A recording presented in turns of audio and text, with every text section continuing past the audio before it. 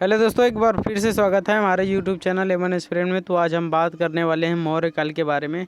तो इसमें हम लोग ये देखेंगे कि इनकी जानकारी के स्रोत क्या थे, इनमें कौन से महत्वपूर्ण शासक है जिनको कि पढ़ना हमको इम्पोर्टेंट है, जो कि परीक्षा में हमारे पूछे जाते हैं।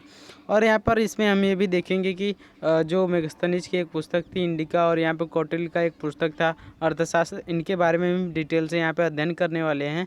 और यहाँ पे हम लोग देखेंगे इसकी सामाजिक स्थिति या राजनीतिक स्थिति और आर्थिक दृष्टि कैसी थी, स्थिति कैसी थी मौर्य काल में, इसको भी हम लोग डिटेल से चर्चा करेंगे। तो हमारे वीडियो में लास्ट तक बने रहें, वीडियो को पूरा देखें, और यदि वीडियो अच्छा लगता है तो वीडियो को लाइक, शेयर और चैनल को सब्सक्राइब करना ना भूलें। तो यहाँ पे हम आपको बता देना चाहते हैं कि यहाँ पे जो जानकारी के स्रोत है इसमें आपको मिलेगा चाणक्य, या जिसको हम लोग कौटिल्य बोलते हैं, इनका एक पुस्तक था अर्थशास्त्र, जिसमें कि राजनीतिक विषय के बारे में इसमें जानकारी बताया गया अर्थशास्त्र में। ठीक है, इसमें राजनीतिक विषय के बारे में जानकारी बताया गया अर्थशास्त्र में। वो भी कहाँ पे लागू होता था, तो जो केंद्र में लागू होता था वहाँ उसके लिए बताया गया था। इसके बाद हम इसमें ये भी देखेंगे कि ये इनका जो अर्थशास्त्र था कौटिल्य का, ये इनका एक विदेश नीति होता था कि विदेश नीति मतलब कि एक इन्होंने सिद्धांत दिया था, मंडल सिद्धांत। इसमें इन्होंने बताया था कि यदि एक राज्य का पड़ोसी राज्य जो होता है उसका स्वाभाविक शत्रु होता है। मतलब कि जो पड़ोसी राज्य होता है, आप इतिहास पढ़े होंगे तो आपको ये पता चला होगा कि जो पड़ोसी राज्य होता है वो आपकी स्थिति का दयनीय हो जाती है जब उस राज्य की, या तो उस राज्य की स्थिति कमज़ोर हो जाती है, वे शक्तिहीन हो जाते हैं, उनके पास ज़्यादा साधन की आवश्यकता नहीं होती है, तो दूसरे उनके पड़ोसी राज्यों द्वारा उस पर आक्रमण कर दिया जाता है, उस वाले राज्य पर। तो यही सिद्धांत किसने दिया था, तो यहाँ पे कौटिल्य ने दिया था, अपने मंडल सिद्धांत के अनुसार दिया था। तो इस तरीके से हमने बताया कि यहाँ पे आपको क्वेश्चन बनता है कि चाणक्य की पुस्तक का नाम क्या था, चाणक्य की पुस्तक का नाम क्या था। इस तरीके से आपको पूछा जाता है कि चाणक्य की पुस्तक का नाम क्या है। ठीक है, तो चाणक्य की पुस्तक का नाम था अर्थशास्त्र। ठीक है, चाणक्य की पुस्तक का नाम क्या था, अर्थशास्त्र था। आगे हम लोग चलते हैं। तो यहाँ पे विदेश नीति आपको हमने अभी बताया था कि विदेश नीति क्या था चाणक्य का, जिसको हम लोग मंडल सिद्धांत बोलते हैं। इसमें इन्होंने बताया था कि एक राज्य जो होता है उसका पड़ोसी जो होता है वो स्वाभाविक शत्रु होता है।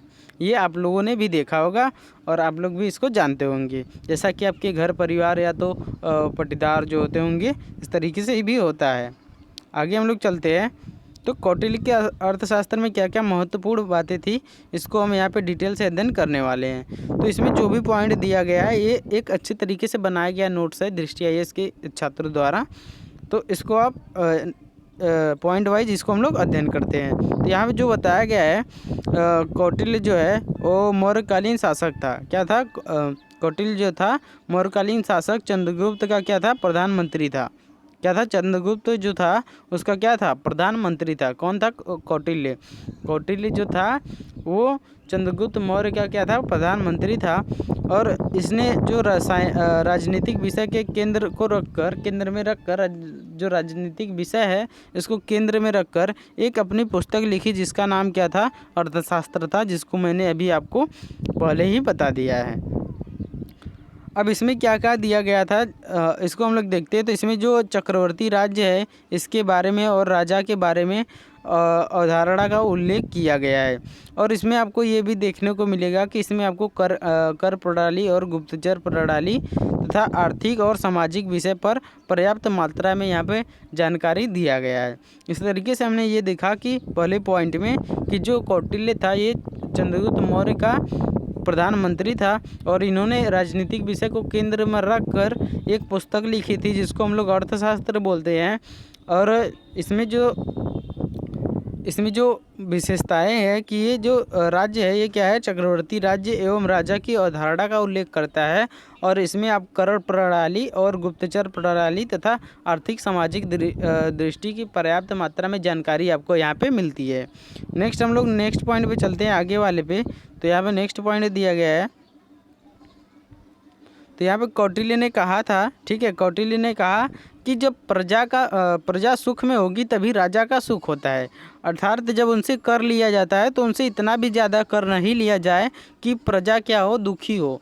ठीक है, कि प्रजा क्या हो जाए, दुखी हो जाए। मतलब कि यदि उनका मान लीजिए कि कोई कृषक है, ठीक है, वो खेती कर रहा है और 20 क्विंटल वो गेहूँ उपज कर रहा है, वो 20 क्विंटल गेहूँ उपजा रहा है। तो इस तरीके से यदि हम लोग क्या करते हैं, उसका 18 क्विंटल गेहूँ कर के रूप में ले लेंगे, तो न तो वो किसान सुखी रह पाएगा, न तो वो प्रजा सुखी रह पाएगा। इस तरीके से कौटिल्य ने बताया कि जब प्रजा सुखी रहता है तभी राजा भी सुख में रहता है। इस तरीके से अत्यधिक कर न लेने के विषय में इसमें बताया गया है ना। आगे हम लोग इसमें देखते हैं कि जो लोक कल्याणकारी राज्य की अवधारणा प्रस्तुत की, जिससे ये हमको पता चलता है कि जो कौटिल्य है किसकी लोक कल्याणकारी राज्य की अवधारणा यहाँ पे प्रस्तुत की। अब उसकी सेना में सभी वर्गों को शामिल करने की बात कही गई है, ठीक है। अब यहाँ पे जो चंद्रगुप्त थे, ठीक है, इनमें सभी वर्गों की सेनाओं को सम्मिलित किया गया था, जैसे कि ब्राह्मण, क्षत्रिय, वैश्य, शूद्र। लेकिन आज से लगभग बहुत सालों से पहले हम लोग क्या देखे हैं कि उनमें केवल क्षत्रियों को क्या रखा जाता था, सेना के लिए रखा जाता था। उनमें ब्राह्मणों, वैश्यों और शूद्रों को उनमें सेना के लिए नहीं रखा जाता था, केवल क्षत्रियों को सेना में रखा जाता था। इस तरीके से यहाँ पे लेकिन हम लोग को मौर्य काल में क्या देखने को मिलता है कि यहाँ पे चारों वर्णों को सेना में रखा जाता था। आगे हम लोग क्या देखते हैं, कौटिल्य ने अपने मंडल सिद्धांत, जिसको हमने आपको अभी ऊपर बता दिया है, के आधार पर विदेश नीति की चर्चा की थी।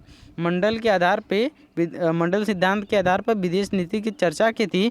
और इसमें इन्होंने ये बताया कि जो राज्य है, ठीक है, राज्य का पड़ोसी स्वाभाविक रूप से उसका शत्रु होता है। राज्य का जो पड़ोसी होता है स्वाभाविक रूप से क्या होता है, उसका शत्रु होता है। इस तरीके से हम आगे चलते हैं तो यहाँ पे आगे बताया गया इसमें कि जो राजनीतिक और शक्ति संतुलन, ठीक है, की अवधारणा प्रतिपादित करती है। यदि आपको मतलब कि राजनीतिक और शक्तिशाली यहाँ पे संतुलन बनाना है तो आपको इस तरीके की यहाँ पे उपाय करना होगा। जैसे कि आपको ये लगाना होगा पता कि जो आपका राज्य है बगल वाला वो कैसा है, किस तरीके का है, तो इस तरीके का इसमें बताया गया है। आगे इसमें बताया गया है कि अंतर्राष्ट्रीय राजनीति, ठीक है, में राज्यों की विदेश नीति में मंडल सिद्धांत का समावेश दिखाई देता है। राजनीतिक दृष्टि में मंडल जो सिद्धांत है इसका समावेश दिखाई देता है। और इसमें हम चौथे पॉइंट की तरफ बढ़ते हैं तो चौथे पॉइंट में बताया गया है कि कौटिल्य के राज्य के 7 अंगों की चर्चा की गई है। 7 अंगों की चर्चा की गई है। कौटिल्य के राज्य में 7 अंगों की चर्चा की गई है, जिसमें से जो प्रमुख केंद्र होता है वो राजा का होता है। राजा का क्या होता है, प्रमुख केंद्र होता है। फिर इसमें हम आगे ये देखते हैं कि उसने राज्य के सर्वोच्च अधिकारियों के रूप में 18 तीर्थ तथा 26 अध्यक्षों का उल्लेख किया है। मतलब कि राज्य जो है, उन्होंने राज्य के एक सर्वोच्च अधिकारियों की एक टीम तैयार की थी, जिसमें कि 18 तीर्थ और 26 अध्यक्षों का उल्लेख मिलता है। आगे हम लोग 5वें पॉइंट में चलते हैं तो 5वां पॉइंट इसमें है कि अर्थशास्त्र में मौर्य शासक किसी शासक का नाम नहीं मिलता है। मतलब कि जो यहाँ पे अर्थशास्त्र है, कौटिल्य का पुस्तक जो है अर्थशास्त्र, इसमें किसी भी मौर्य शासक के बारे में पता नहीं चलता है, किसी के भी शासक के बारे में जानकारी नहीं मिलता है। इसी तरह इसमें ये भी जानकारी नहीं मिलता है कि इसमें पाटलिपुत्र नगर प्रशासन और परिषद, सैनिक परिषद का उल्लेख नहीं मिलता है। ये सब का भी इसमें उल्लेख नहीं मिलता है। किसका पाटलिपुत्र का नगर जो है, फिर प्रशासन, उसके बाद परिषद एवं सैनिक परिषद, इन सभी का उल्लेख भी कौटिल्य के अर्थशास्त्र में नहीं मिलता है। आगे हम लोग ये कौटिल्य के अर्थशास्त्र के बारे में पूरा विवरण यहाँ पे देख चुके हैं। अभी हम लोग को देखना है यहाँ पे मेगास्थनीज के विवरण के बारे में। तो मेगास्थनीज जी ने एक पुस्तक अपना लिखा था जिसको हम लोग इंडिका बोलते हैं। तो यहाँ से भी क्वेश्चन बनता है कि मेगास्थनीज की पुस्तक का नाम क्या था। तो इसमें हम लोग देखते हैं कि इसकी पुस्तक का नाम था, यहाँ पे इसकी पुस्तक का नाम क्या था, इंडिका था। आगे हम लोग इसमें फर्स्ट पॉइंट देखते हैं कि मेगास्थनीज यूनानी शासक सेल्यूकस का क्या था, सेल्यूकस निकेटर का एक राजदूत था। मतलब कि जो मेगास्थनीज था ये यूनान का शासक था। यूनान का शासक सेल्यूकस निकेटर था, इसका क्या था, एक राजदूत था। आगे हम लोग इसमें देखते हैं कि चंद्रगुप्त जो कि ये जो सेल्यूकस निकेटर था या नहीं, जो मेगास्थनीज था, ये चंद्रगुप्त मौर्य के दरबार में आया था। किसके दरबार में आया था? चंद्रगुप्त मौर्य के दरबार में आया था। तो यहाँ से आपको ये भी क्वेश्चन देखने को मिल सकता है कि मेगास्थनीज किसका दरबारी था, मेगास्थनीज किसका दरबारी था। इसमें आपको 4 ऑप्शन मिल जाएंगे। मौर्य, जिसमें आपको मिल जाएंगे चंद्रगुप्त मौर्य, विक्रमादित्य, उसके बाद आपको मिल जाएंगे अशोक, फिर उसके बाद धनानंद। तो इसमें आपको कौन लगाना होगा सही? चंद्रगुप्त मौर्य पे आपको सही का टिक लगाना होगा। आगे हम लोग बढ़ते हैं। तो मेगास्थनीज ने भारत की भौगोलिक स्थिति तथा नगर प्रशासन एवं सैनिक प्रशासन परिषद का उल्लेख किया है। मतलब इन्होंने जो अपनी पुस्तक में किसका उल्लेख किया है, तो भौगोलिक स्थिति, भारत की भौगोलिक स्थिति उस समय कैसी थी और नगर प्रशासन उस समय कैसा था, और यहाँ पे सैनिक प्रशासन के बारे में भी इन्होंने उल्लेख के बारे में बताया। और इन्होंने ये भी बताया कि पाटलिपुत्र का जो नगर है इसका विस्तार किस प्रकार हुआ था। इन्होंने ये भी अपनी पुस्तक में इसको बताया है।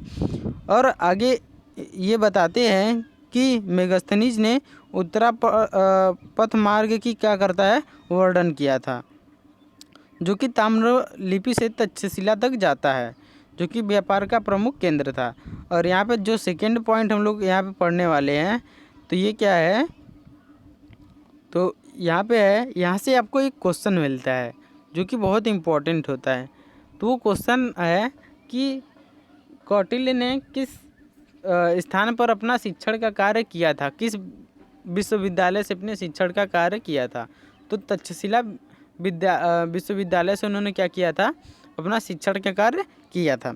आगे हम लोग देखते हैं यहाँ पे, तो नेक्स्ट वाला जो पॉइंट है, मेगास्थनीज ने लिखा कि भारतीय, जिसे हम लोग क्या बोलते हैं, हेराक्लीज बोलते हैं, ठीक है, जिसे हम लोग भारतीय में क्या बोलते हैं, विष्णु बोलते हैं, हेराक्लीज बोलते हैं। और डियोनिसस जिसको हम लोग क्या बोलते हैं, शिव। तो इन दोनों की पूजा करते थे।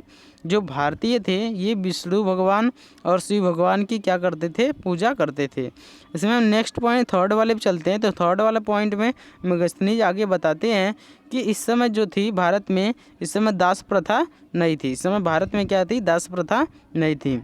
और इन्होंने आगे ये भी बताया कि उस समय मौर्य काल में अकाल नहीं पड़ता था। मतलब कि जैसे कि सूखा पड़ जाता है, अकाल पड़ जाता है, लोग दूसरे स्थानों पर की ओर गमन करते हैं, तो मौर्य काल में अकाल नहीं पड़ता था।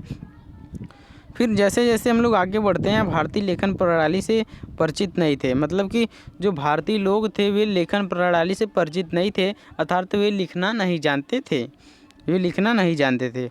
और इसमें जो नेक्स्ट विशेषता यहाँ पे बताया गया है, अगला, अंतर्जातीय विवाह नहीं होते थे। मौर्य काल में अंतर्जातीय विवाह भी नहीं होते थे, तथा भारतीय समाज को 7 जातियों में विभाजित किया गया था, जिसमें कि आपको दार्शनिक, किसान, पशुपालक, शिल्पी, सैनिक और निरीक्षक आ जाते थे। और इसमें आपको निरीक्षक आ जाते थे। निरीक्षक भी होते थे जो कि क्या करते थे, निरीक्षक भी होते थे जो कि निरीक्षण करते थे। मतलब किसी भी वस्तु का या तो जगहों का निरीक्षण करके वहाँ पे कुछ अपना अनुमान लगाते थे, उन्हीं को निरीक्षक बोला जाता था। आगे जो थे इनमें एक और आ जाता था, सभासद आ जाता था ना, कृषि, पशुपालक, शिल्पी, सैनिक, निरीक्षक, उसके बाद सभासद आ जाता था। इसके बाद हम लोग आगे इसमें देखते हैं कि मेगास्थनीज का यह सामाजिक वर्णन भ्रामक है। मतलब कि जो इन्होंने समाज के विषय में ये अपना वर्णन किया है, ये मतलब कि भ्रम में है कि मतलब ये सही है एक तरीके से कि गलत है, इसके भ्रम में अभी तक है।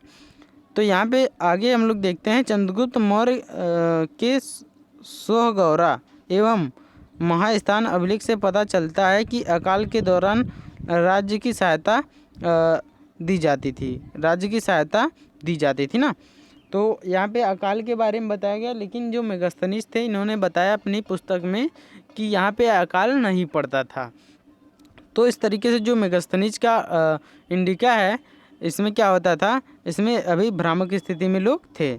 आगे हम लोग नेक्स्ट पॉइंट चौथे पे चलते हैं। तो चौथा पॉइंट क्या बोलते हैं मेगास्थनीज जी, तो यहाँ पे मेगास्थनीज की इंडिका अपने मूल रूप से प्राप्त नहीं हुई है, ठीक है, बल्कि पूर्ववर्ती काल के लेखकों जैसे कि प्लूटार्क, एरियन के विवरण पर आधारित है। मतलब कि इन सभी प्लूटार्क और एरियन के विवरण पर आधारित है।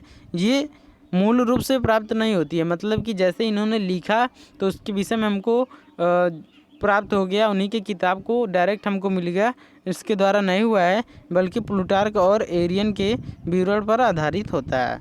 आगे हम लोग इसमें चलते हैं। पुरातात्विक स्रोत इसमें क्या क्या मिली है। पुरातात्विक स्रोत वे होते हैं जिनको कि उत्खनन के द्वारा पता किया जाता है और उनके बारे में जानकारी हासिल की जाती है। तो पुरातात्विक स्रोत में क्या आ जाता है, सबसे महत्वपूर्ण जो थे अभिलेख थे।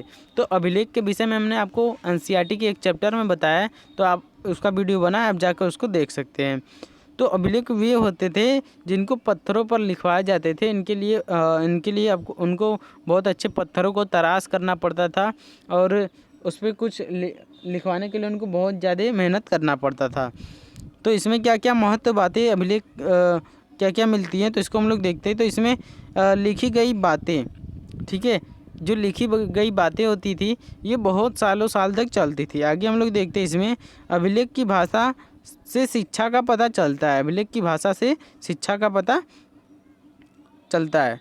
फिर हम लोग आगे देखते हैं यहाँ पे जो साम्राज्य का विस्तार है ये भी अभिलेख से पता चलता है। फिर काल का निर्धारण कि किस काल से क्या कब क्या हुआ था, इस काल का भी निर्धारण अभिलेखों द्वारा होता है।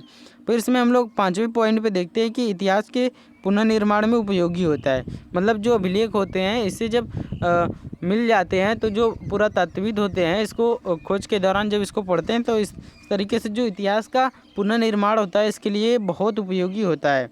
आगे यदि हम अभिलेखों के बारे में बात करेंगे तो इसमें आपको अशोक के बारे में आपको अभिलेख मिल जाएंगे जिसे हम लोग सम्राट अशोक बोलते हैं। अभी हम लोग आगे ये भी देखेंगे कि अशोक को सम्राट अशोक किस लिए बोला जाता है। तो अशोक के अभिलेख में आपको क्या क्या देखने के लिए मिल जाएगा, तो इसमें आपको बृहद शिलालेख देखने के लिए मिल जाएगा, लघु शिलालेख देखने के लिए मिल जाएगा और गुफा अभिलेख देखने के लिए मिल जाएगा। अब इनकी जो बृहद शिलालेख होती थी इनकी कुछ घोषणाएं होती थी, राजकीय घोषणाएं होती थी, जैसे कि युद्धों के बारे में। तो इसमें एक यहाँ से महत्वपूर्ण क्वेश्चन बनता है कि अशोक के किस शिलालेख में कलिंग विजय का वर्णन मिलता है। अशोक के किस शिलालेख में कलिंग विजय का वर्णन मिलता है, तो आंसर क्या आ जाएगा, 13वें शिलालेख में कलिंग के युद्ध का वर्णन मिलता है। कलिंग कहाँ पड़ता है, तो ये उड़ीसा में पड़ता है। आगे इसमें हम आपको लघु शिलालेख के बारे में बता देते हैं। तो इसमें अशोक के जीवन की व्यक्तिगत अवस्थाओं का पता चलता है, व्यक्तिगत अवस्थाओं का पता चलता है। आगे हम लोग देखते हैं ये जो गुफा अभिलेख है इसमें क्या क्या होती है। तो बाबर गुफा अभिलेख एक है जिसमें आजीवक संप्रदाय के लोगों को दान देने का उल्लेख करता है। इससे पता चलता है कि जो अशोक है ये क्या था, एक धार्मिक उदारता के बारे में पता चलता है।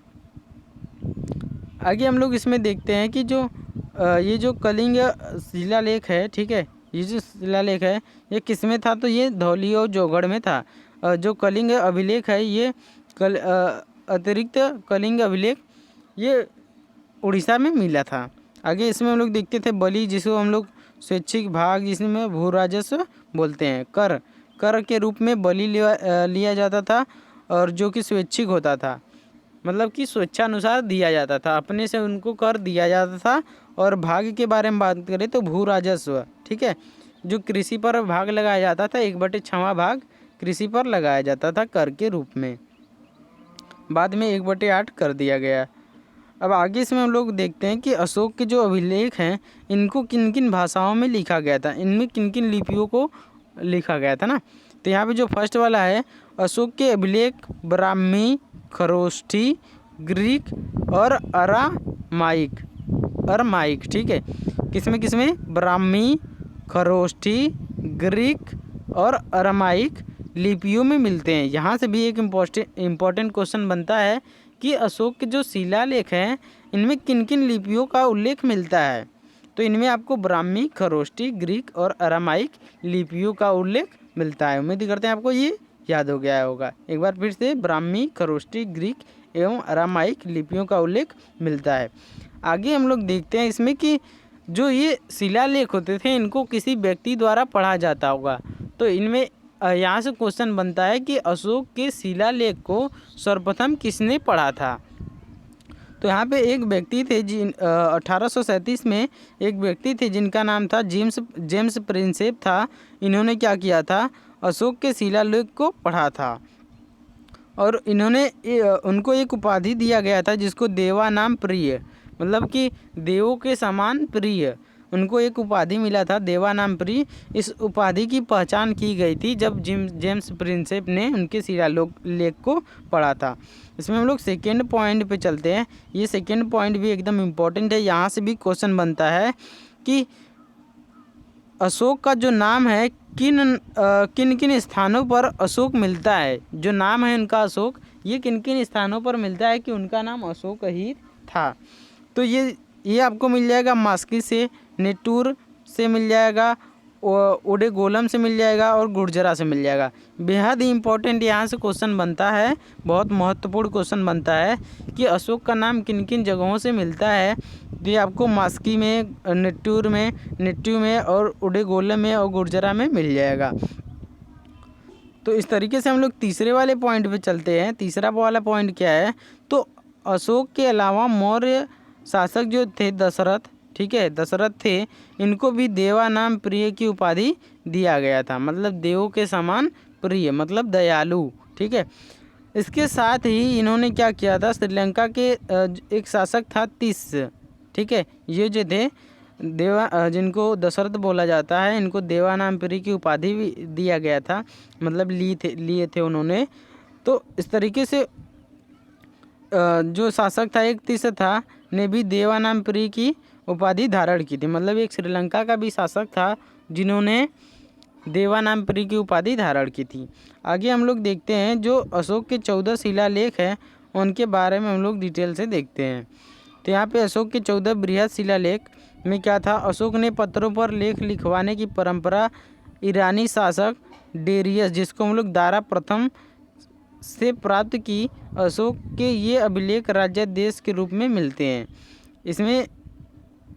इसमें आपको राज्य की घोषणाएं भी शामिल की गई है। इसमें कौन सा राज्य की घोषणाएं शामिल की गई, तो इसकी प्रथम शिलालेख में क्या किया गया है, जो प्रथम बृहद शिलालेख है इसमें पशु बलि की निंदा की गई है, मतलब इसमें किसी भी पशु को मारना उचित नहीं है, इसकी निंदा किया गया था पहले वाले अभिलेख में। यही हम दूसरे वाले अभिलेख की बात करते हैं। तो द्वितीय शिलालेख में मनुष्य एवं पशुओं दोनों के चिकित्सालय की स्थापना का उल्लेख मिलता है। इसी में अशोक अपने दक्षिण सीमावर्ती राज्यों चोल पांड्य और संयुक्त केरल पुत्र और ताम्रपड़ी का उल्लेख भी मिलता है, जिसमें ताम्रपड़ी को बोलते हैं श्रीलंका ना। तो यहाँ पे जो इम्पोर्टेंट बात है कि सेकंड शिलालेख में मनुष्य एवं पशुओं दोनों के चिकित्सालय की स्थापना के बारे में उल्लेख मिलता है। किसके बारे में, चिकित्सालय के बारे में उल्लेख मिलता है। पहले वाले में पशु बलि की निंदा करना और दूसरे वाले में मनुष्य एवं पशुओं के चिकित्सालय के बारे में यहाँ पे उल्लेख मिलता है कि इसकी स्थापना की गई थी। इसी के साथ साथ यहाँ पे चोल पांड्य सतीपुत्र और केरल पुत्र, उसके बाद ताम्रपड़ी जिसको श्रीलंका, इन सभी का उल्लेख मिलता है। आगे हम लोग यहाँ पे तृतीय शिलालेख के बारे में देखते हैं, ठीक है। तो यहाँ पे तृतीय शिलालेख में क्या था, इसको देखते हैं। तो यहाँ पे युक्त रज्जुक एवं प्रादेशिक नाम अधिकारियों की नियुक्ति की चर्चा की गई। ये तीसरा शिलालेख है। और चौथे शिलालेख में हम लोग क्या देखते हैं कि इसमें ब्राह्मणों एवं श्रवणों, मतलब साधु सन्यासी, ठीक है, के सम्मान की बात की गई है। चौथे वाले शिलालेख में ब्राह्मण और साधु संतों के सम्मान के बारे में यहाँ पे बताया गया है इस तरीके से। फिर हम यहाँ पे पांचवें शिलालेख पे आते हैं। तो पांचवें शिलालेख में धम्म महामात्र नामक अधिकारियों की नियुक्ति की चर्चा की गई है। इसमें जो धम्म महामात्र थे, इन जैसे अधिकारियों की नियुक्ति की चर्चा की गई है। और छठवें शिलालेख पे हम लोग बढ़ते हैं। तो छठवें शिलालेख में सर्वलोक हित मेरा कर्तव्य है। क्या है, सर्वलोक हित मेरा कर्तव्य है, इसी को इसमें बताया गया है। प्रत्येक समय चाहे मैं भोजन करता रहूं, शासन के पक्ष में रहूं, उद्यान में रहूं, मेरे प्रतिवेदक मुझे प्रजा के संबंध में सूचना दे सकते हैं। मतलब मैं कोई भी कार्य करूं, जैसे कि लोकहित में, कर्तव्य में, प्रत्येक समय, चाहे मैं यदि भोजन भी करूं तो भी, और यदि मैं शासन कक्ष में रहूं तो भी, और उद्यान में रहूं तो भी, इन सभी स्थितियों में वो मुझसे प्रजा के बारे में संबंध में सूचना दे सकते हैं। इस तरीके से ये 6वें शिलालेख में बताया गया था। हम 7वें शिलालेख पे चलते हैं। तो 7वें और 12वें शिलालेख में धार्मिक उदारता का उल्लेख मिलता है, जहाँ पर कहा गया है कि सभी धर्मों के प्रति समानता का भाव रखें और सभी मतों को सुने। सभी मतलब कि बहुत से लोग होते हैं जो दूसरे धर्मों के बीच क्या करते हैं, विवाद उत्पन्न करते हैं और दूसरे के धर्मों को वे अच्छा नहीं मानते हैं। इस तरीके से उन्होंने बताया कि सभी धर्मों के प्रति अपने मतों को समान रखे और उनकी समान भाव रखे।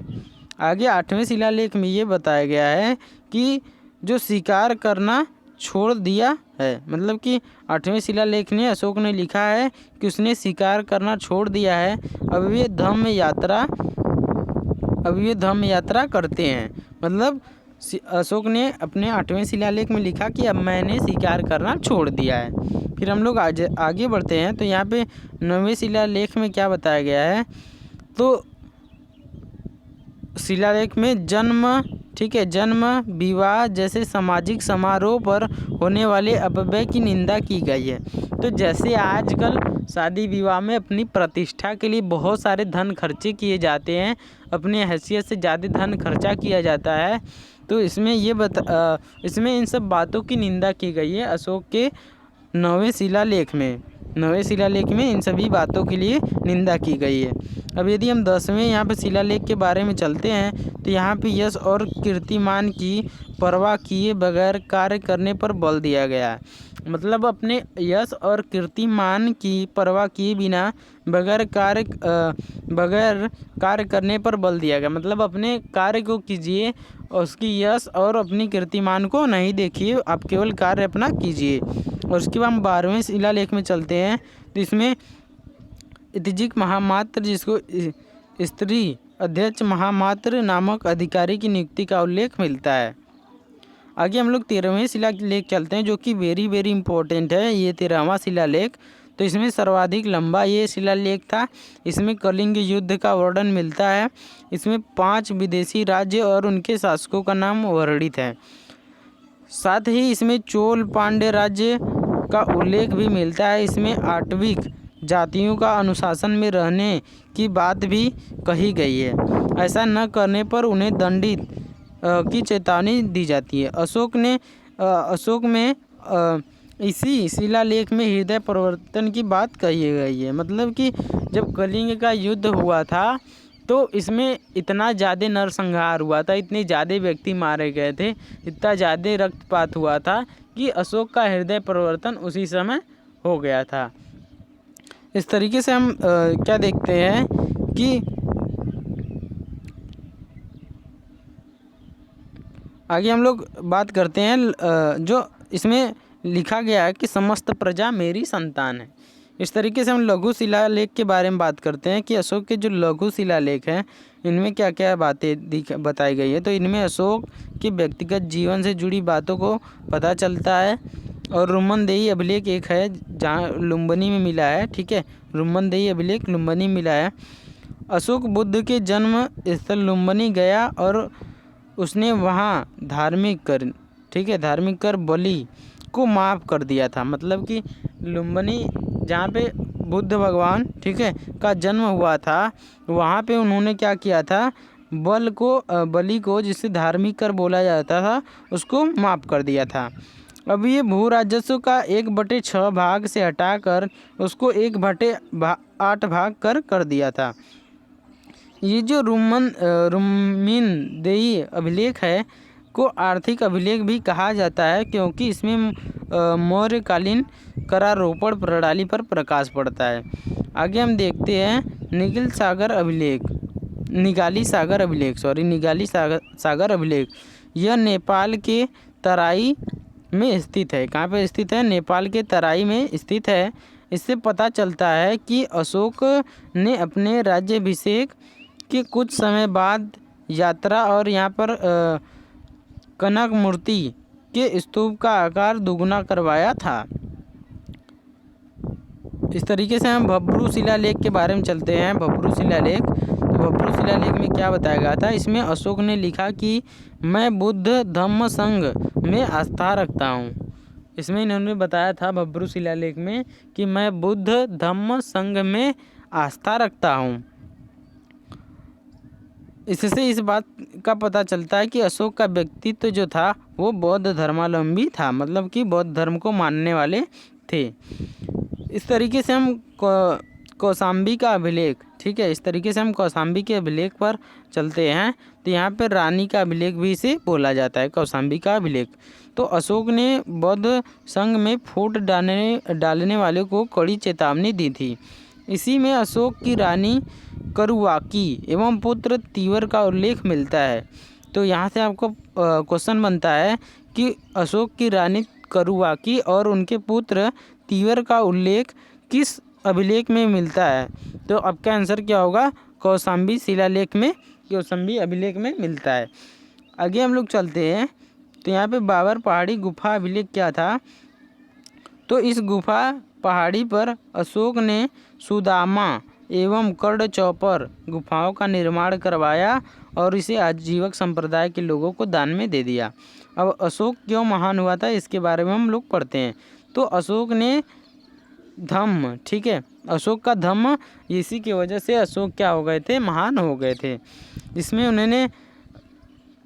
इन्होंने यहाँ पे बताया कि बहुयाने दया दाने सचे सोचते माधवे साधवे च, मतलब कि जो उपासीनेव, ठीक है, पाप रहित रहें और बहुत कल्याणकारी कार्य करे, कल्याणकारी और दया भी करे, दान भी दे लोगों को, सच्चे मतलब हमेशा सच्चे बोले, सच बोले, सत्य बोले, सोच, इससे मतलब क्या होता है? सूचता और पवित्रता आप में रहे, माधवी मतलब मृदुता रहे, साधवे मतलब साधु की तरह जीवन अपना यापन करें। इस तरीके से धम्म में अशोक ने इतनी बातों को बताए थे कि जो व्यक्ति होता है वे पाप रहित रहे, बहुत से कल्याणकारी कार्य करे और लोगों के प्रति दया रखे, प्रत्येक छोटे बड़े जीवों के प्रति दया करे और अपनी दान की भावना को बनाए रखें। और जो मनुष्य होता है उसे हमेशा सच बोलना चाहिए, सत्य बोलना चाहिए और शुचिता मतलब पवित्र, उसको पवित्र होना चाहिए। इस तरीके से उनको मनुष्य को मृदुता मतलब मिट्टी के समान होना चाहिए और साधु मतलब साधु के तरह जीवन यापन करना चाहिए। धर्म जो होता है इसी को संस्कृत भाषा में क्या बोला गया? धम्म बोला गया। और ये क्या है? एक प्राकृतिक भाषा है। प्राकृतिक भाषा जो होती है ये संस्कृत भाषा से थोड़ी कठिन होती है। अब ये जो अशोक है, ठीक है, इस तरीके से अशोक जो है ये अकबर, गांधी इस तरीके से थे। धम्म मानवीय गुणों का पालन करना, ठीक है। अब साम्राज्य नियंत्रण के बारे में हम देखते हैं यहाँ पे। तो साम्राज्य का नियंत्रण बल तथा तलवार, ठीक है, बल तथा तलवार से, सृजनात्मक नीति से, धम्म के माध्यम से, इस तरीके से समाज पर नियंत्रण करते थे। कौन? अशोक करते थे। क्रोध जो था, प्रचंडता, ठीक है, घमंड, ईर्ष्या, निष्ठुरता त्याग कर देना चाहिए और इस तरीके से शासन को करना चाहिए। क्रोध, प्रचंडता, घमंडता और ईर्ष्या, निष्ठुरता इन सभी को त्याग करके यहाँ पे आपको शासन करना चाहिए, ऐसा अशोक ने बताया था। अब धम्म का उद्देश्य क्या था? तो एक विशाल साम्राज्य के अंतर्गत रहने वाली भाषी धर्म जाति की जनसंख्या को एक सूत्र में बांधे रखने के लिए अशोक ने धम्म का प्रतिपादन किया। इसे धम्म शासकीय आवश्यकता प्रेरित होता था। मतलब इन्होंने क्या किया? इन्होंने धम्म को सर्वोपरि माना था। अब इसमें धम्म का मूल तत्व क्या होता है इसको हम लोग देख लेते हैं। तो इसमें आपको अपासीनवे बहु कयाने दया, मतलब कि लोगों पर अत्याचार न किया जाए, उन पाप न किया जाए, दान दिया जाए और अत्याचारी सदा सत्य बोले, दया की भावना रखे, इन सभी को बताया गया है। आगे बड़ों का अशोक ने बड़ों का सम्मान करना भी अपने धर्म में बताया। तीसरा जो यहाँ पे आता है महत्वपूर्ण बात, जीवों के प्रति अहिंसा का भाव रखना। चौथे में आता है क्रोध, घमंड, ईर्ष्या, निष्ठुरता, प्रचंडता को त्याग कर देना चाहिए मनुष्य को। पांचवें में ये बताया गया है कि सहनशीलता, उदारता, मितव्यता पर बल देना चाहिए। मतलब व्यक्ति के अंदर सहनशीलता हो, मितव्यता हो, इन सभी का उन्होंने इन सभी पर विचार किया था। आगे धम्म के स्वरूप के बारे में देखते हैं। तो अशोक का धम्म कोई धर्म नहीं है, ठीक है। अशोक का धम्म जो था कोई धर्म नहीं है, वस्तुतः इसकी कोई पवित्र पुस्तक, पवित्र स्थान, देवता, पुरोहित वर्ग नहीं था। यह तो विभिन्न धर्मों में कही गई बातों को सार तत्व है। मतलब कि जो विभिन्न धर्मों के प्रति बातें कही गई थी, इनके व्याख्या किया गया था, सार किया गया था। ये सामाजिक आचार संहिता है, ये सामाजिक आचार संहिता है। यह बौद्ध धर्म का प्रतिरूप नहीं है, क्योंकि इसमें बौद्ध धर्म के मूल सिद्धांत जैसे 4 आर्य सत्र, अष्टांगिक मार्ग का निर्वाण का उल्लेख नहीं मिलता है। धर्म का प्रसार कैसे कैसे अशोक ने कहाँ पर किया था, इसको भी देख लेते हैं हम लोग। तो यहाँ पे अशोक ने धर्म के प्रचार प्रसार हेतु धम्म महामत नामक अधिकारियों की नियुक्ति की। इसमें इन्होंने किसकी नियुक्ति की? धम्म अधिकारियों की नियुक्ति की थी। मतलब कि कुछ अधिकारियों की नियुक्ति किया गया जो लोग धम्म से जुड़े थे।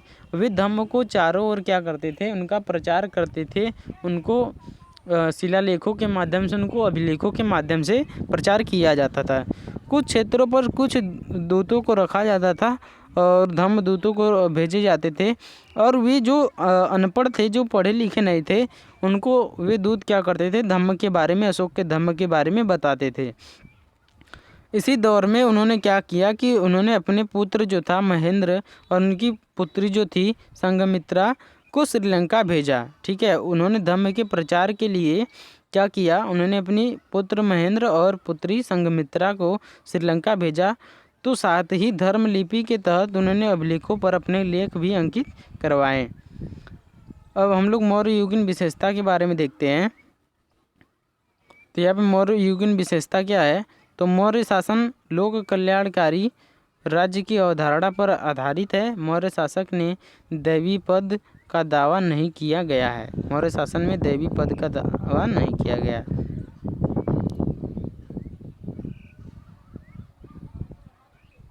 आगे इसमें हम लोग देखते हैं, कौटिल्य ने कहा कि जिस तरह रथ बिना पहिए के नहीं चल सकता है, उसी तरह जो राज्य है केवल राजा से नहीं चल सकता है। राजा को चलाने के लिए बड़ी मंत्री परिषद होना चाहिए, महत्वपूर्ण लेने के लिए एक छोटी आंतरिक परिषद होना चाहिए। वर्तमान में हम इसे कैबिनेट के नाम से भी जानते हैं।